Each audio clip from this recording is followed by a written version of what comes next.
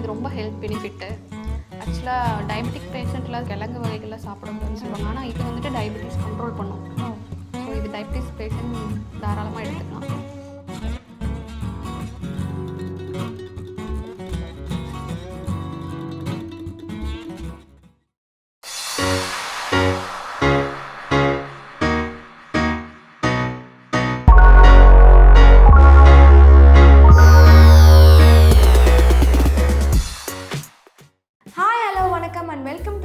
Chocolata kitchen நான் உங்க விஜய் கஸ்தூரி. சமைக்கலாம் வாங்க. இன்னைக்கு நம்ம ஷோல ஒரு சூப்பரான ஒரு ஹெல்தியான டிஷ் குக் பண்றதுக்காக நம்ம கெஸ்ட் வந்திருக்காங்க.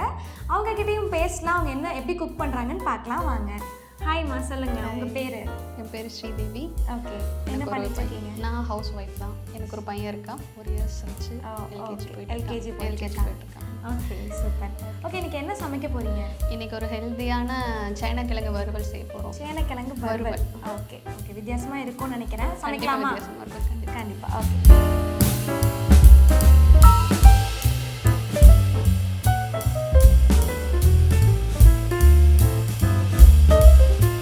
இப்போ வந்து சேனக்கிழங்கு ஃபர்ஸ்ட் வேக வச்சுக்குவோம். ஓகே, அதுக்கு ஒரு குக்கர் வச்சுட்டு அதில் ஒரு 200 கிராம்ஸ் சேனக்கிழங்கு எடுத்துருக்கேன். ஓகேங்க.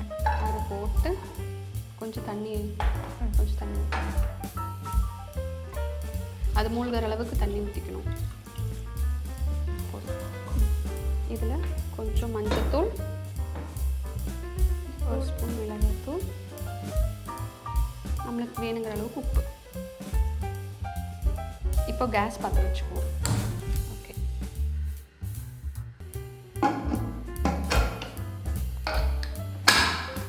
இப்போ இது ஒரு 3 விசில் வர வரைக்கும் வெயிட் பண்ணுவோம். இதில் ஒரு சின்ன டிப் என்னென்னா, சேனக்கிழங்கு நீங்கள் கட் பண்ணும்போதே தெரியும். அது கொஞ்சம் ஹார்டாக இருந்துச்சுன்னா ஒரு 4 to 5 விசில் விட்டுக்கோங்க. இது கொஞ்சம் சாஃப்டான கிழங்காக இருக்கிறதுக்கு 3 விசில் மட்டும் நான் விட்டேன். ஓகேவா? இப்போ சைடில் இன்னொரு பேஸ்ட்டு ரெடி பண்ணிக்குவோம். இந்த வறுவலுக்கான பேஸ்ட்டு ரெடி பண்ணிக்குவோம். அதுக்கு வந்துட்டு ஒரு 1/4 மூடி தேங்காய், இது பெரிய பல்லாக இருக்கிறங்காட்டிக்கு நான் 4 பல் பூண்டு போட்டிருக்கேன். 4 பல் பூண்டு, ஒரு சின்ன துண்டு இஞ்சி, ஒரு சின்ன துண்டு பட்டை, 4 கிராம்பு, கொஞ்சோண்டு சோம்பு, கொஞ்சம் கசகசா, அதை போட்டு இது ஒரு ஃபைன் பேஸ்ட்டாக வேண்டாம், கொஞ்சம் கொர நம்ம அரைச்சிக்கணும். இதை போட்டு ஓகே, இதுதான் மசாலா. இதுதான் மசாலா. இது கொஞ்சம் கொரன்னு அரைச்சி எடுத்துக்குவோம். ஓகேங்க. இப்போ 3 விசில் வந்து விசில் அடங்கிடுச்சு. இப்போ ஓப்பன் பண்ணி பார்த்து வெந்துருச்சான்னு செக் பண்ணிடுவோம். இப்போ ஒரு பீஸ் மட்டும் எடுத்து வெந்துருச்சான்னு செக் பண்ணிக்கணும். இப்படி பண்ணி பார்த்தீங்கன்னா அது வெந்துருச்சான்னு தெரியும். நல்லா ஃப்ரெஷ்ஷாக உள்ளே போகுது, அதனால இது வெந்துருச்சு. ஸோ இப்போ இதை ஸ்ட்ரெயின் பண்ணி எடுத்துக்குவோம். தண்ணியெல்லாம் வடிச்சிட்டு அதுக்கப்புறம் இதை எடுத்துக்குவோம். இப்போ ஸ்ட்ரெயின் பண்ணி இது தனியாக எடுத்து வச்சுருக்கேன். இதை வந்துட்டு ஆயிலில் டீப் ஃப்ரை பண்ணி எடுத்துக்கலாம். அதுக்கு ஆயில் கொஞ்சம் நல்லா ஆயில் காஞ்சதுக்கப்புறம் அதை போட்டு பொரிச்சு எடுத்துக்குவோம். இப்போ எண்ணெய் நல்லா சூடாயிடுச்சு. இப்போ போட்டு பொரிச்சு எடுத்துக்குவோம்.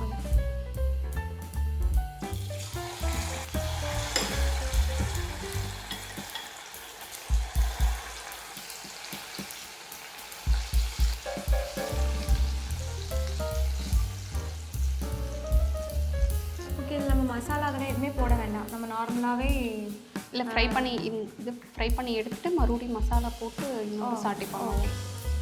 ஓகேப்பா, மோஸ்ட்லி நம்ம வீட்டிலலாம் செய்ய மாட்டோம். ஆனால் இது ரொம்ப ஹெல்த் பெனிஃபிட்டு. ஆக்சுவலாக டயபெட்டிக் பேஷண்ட்லாம் சாப்பிடக்கூடாதுன்னு சொல்லுவாங்க, கிழங்கு வகைகள்லாம் சாப்பிடக்கூடாதுன்னு சொல்லுவாங்க. ஆனால் இது வந்துட்டு டயபெட்டிஸ் கண்ட்ரோல் பண்ணும். ஸோ இது டயபெட்டிஸ் பேஷண்ட் தாராளமாக எடுத்துக்கலாம்.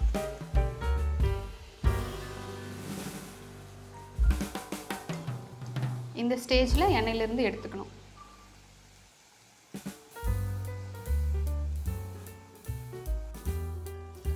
இப்படியே கூட சாப்பிட்லாம், ரொம்ப டேஸ்டியாக இருக்கும். ஆனால் இன்னும் சாட்டி பண்ணி சாப்பிட்டோம்னா இன்னும் ரொம்ப நல்லா. ஓகே, இப்போ சேனக்கிழங்கு ஃபுல்லாக ஃப்ரை பண்ணி எடுத்தாச்சு. அடுத்தது வெங்காயம், தக்காளி, ஸ்பைசஸ் எல்லாம் போட்டு வதக்கி எடுத்துக்கணும். அதுக்கு ஒரு பேன் வச்சு கொஞ்சம் எண்ணெய் ஊற்றிக்குவோம். இப்போ எண்ணெய் சூடானோன்னா ஒரே ஒரு பட்டை மட்டும் போதுங்களா? பட்டை மட்டும் போதும். அது கூட ஒரு வெங்காயம்,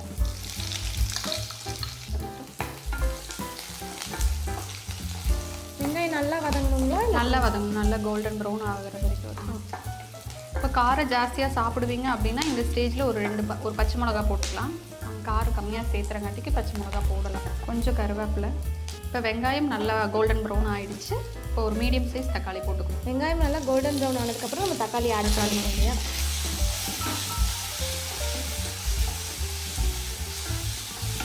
தக்காளி பாதி வதங்கணுன்னு ஸ்பைசஸ்லாம் ஆட் பண்ணிக்குவோம். கொஞ்சம் மஞ்சள்தூள், ஒரு 1/2 ஸ்பூன் மஞ்சள்தூள், 3/4 ஸ்பூன் மிளகாய்த்தூள், 3/4 ஸ்பூன் கரம் மசாலா தூள், 1/2 ஸ்பூன் மல்லித்தூள். ஆல்ரெடி உப்பு சேனக்கிழங்குல போட்டிருக்கோம். இந்த வெங்காயத்துக்கு அளவாக மட்டும் கொஞ்சமாக உப்பு சேர்த்துக்குவோம். அளவாக. இப்போ வெங்காயம் தக்காளி நல்லா வதங்கிடுச்சு. இந்த ஸ்டேஜில் பொரிச்சு வச்சுருக்கிற சேனக்கிழங்கு உள்ளே போட்டுக்கோம்.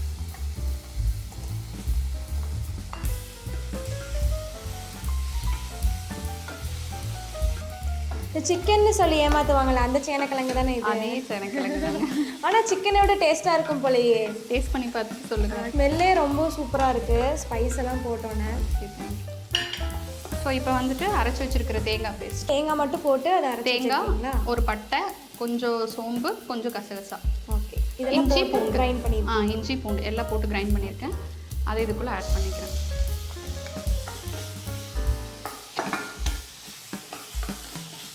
ஓகே, இது நல்லா வதங்கிடுச்சு. ஒரு 2 நிமிஷம் அப்படியே விட்டுருவோம். கடைசியாக லைட்டாக கொஞ்சம் கொத்தமல்லி தலை போட்டு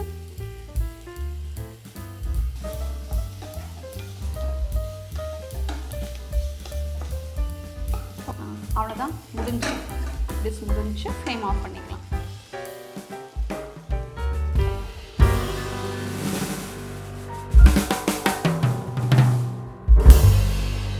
பார்க்கவே நல்லா சிக்கன் மாதிரி இருக்குது. உண்மையாகவே அப்படி தான் இருக்குது.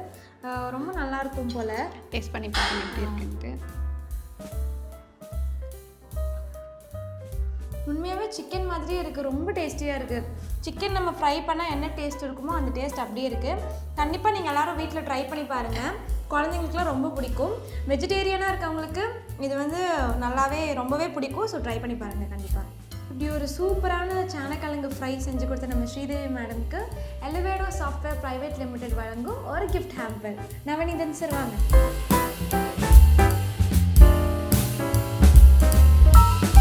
ஓகே, இந்த சேனலில் வந்து சமைச்சிருக்கீங்க, எப்படி ஃபீல் பண்ணுறீங்க?